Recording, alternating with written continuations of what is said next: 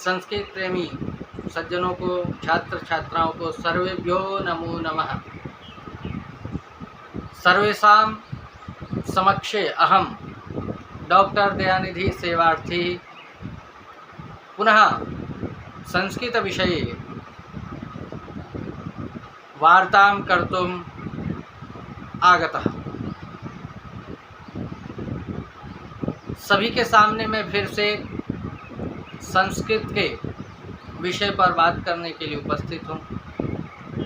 मैं निवेदन कर रहा हूँ कि जैसा कि हम बात कर रहे थे 7वें भाग में कारक के बारे में और प्रथम कारक कर्ता के बारे में हमने बात किया था, आज हम 8वें भाग में बात करने वाले हैं कर्म कारक के बारे में। कारक का अर्थ परिभाषा आप सबने पिछले वीडियो में देखा है। यदि नहीं देखा है तो उसका लिंक आपके इस वीडियो के डिस्क्रिप्शन में मिल जाएगा, आप वहां से देख सकते हैं। तो दोस्तों, हमारे चैनल से जुड़े रहें।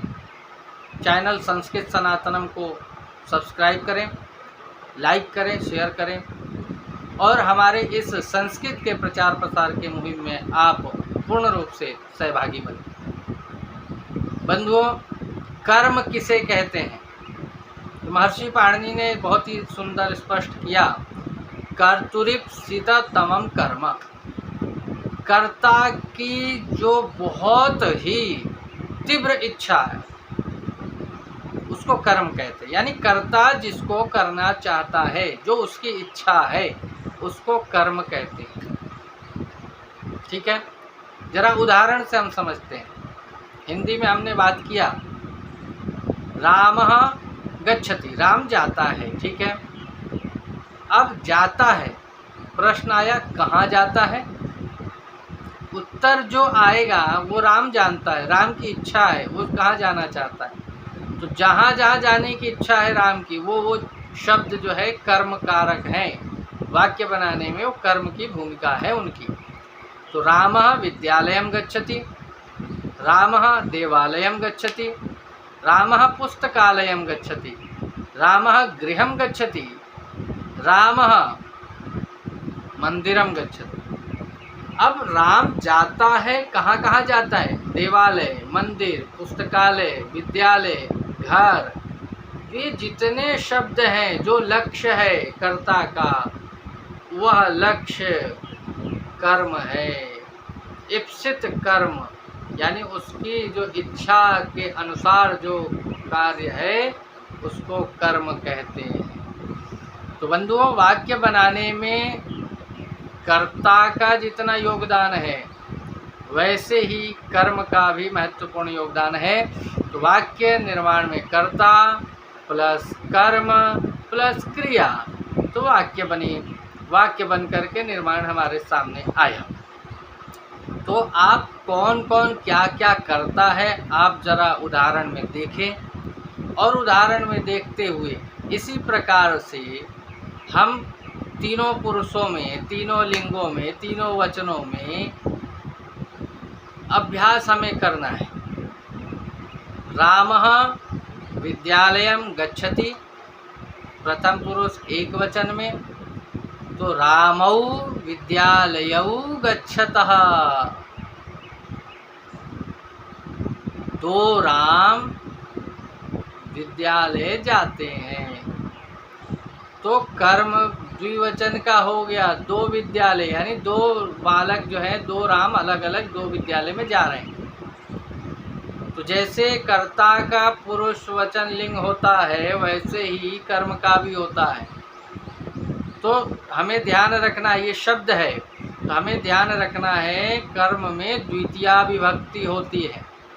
विभक्ति भी साथ साथ हम पढ़ते जा रहे हैं। कर्ता में प्रथमा विभक्ति थी, तो कर्म में द्वितीया विभक्ति।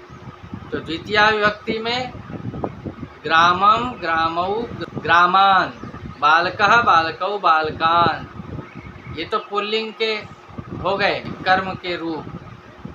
ऐसे स्त्रीलिंग के कर्म के रूप क्या होंगे? सीताम, सीते, सीताः। ठीक है, ये तो स्त्रीलिंग में हो गए। और नपुंसक लिंग में पत्रम पत्रे पत्राणि। तो कर्ता और कर्म में दोनों में नपुंसक लिंग में सेम एक जैसे ही रहेंगे। तो हमें रूप भी साथ साथ याद करते रहना है और समझते रहना है। तो ऐसे वाक्य जो दिए जा रहे हैं उसका अभ्यास करें और वाक्य आराम से सरलता से आप बनाएं। कौन कौन कहाँ कहाँ जा रहा है, कौन कौन क्या क्या कर रहा है, आप वाक्य निर्माण उदाहरण में देखें। तो सीता भोजनम पचती, सीता भोजन पकाती है। गीता गृहम गच्छति, गीता घर जाती है। माधवः पुस्तकम पठति, माधव पुस्तक पढ़ता है। अहम गृहम गच्छामि, ये भी ध्यान रहे, अन्य पुरुषों में भी हमें अभ्यास करना है। त्वम मंदिरम गच्छसि, जो नियम था कर्ता जिस पुरुष जिस वचन का होगा, क्रिया भी उसी पुरुष उसी वचन की होगी। तो पुरुष अनुसार क्रिया भी बदलेगी लेकिन कर्म एक ही रहेगा। कर्म जैसा है द्वितीय विभक्ति का वही रहेगा। तो वाक्य धीरे धीरे आप ऐसे अभ्यास करते रहें और जो वाक्य आप निर्माण करें वो बताएं, कमेंट में लिखें कि आप कर्म के साथ कैसे वाक्य को बना पा रहे हैं। अतः अधुना अहम गच्छामि। अनन्तरम आगामी वीडियो मध्ये करणविषये अहम उपस्थितः भवामि। नमो नमः।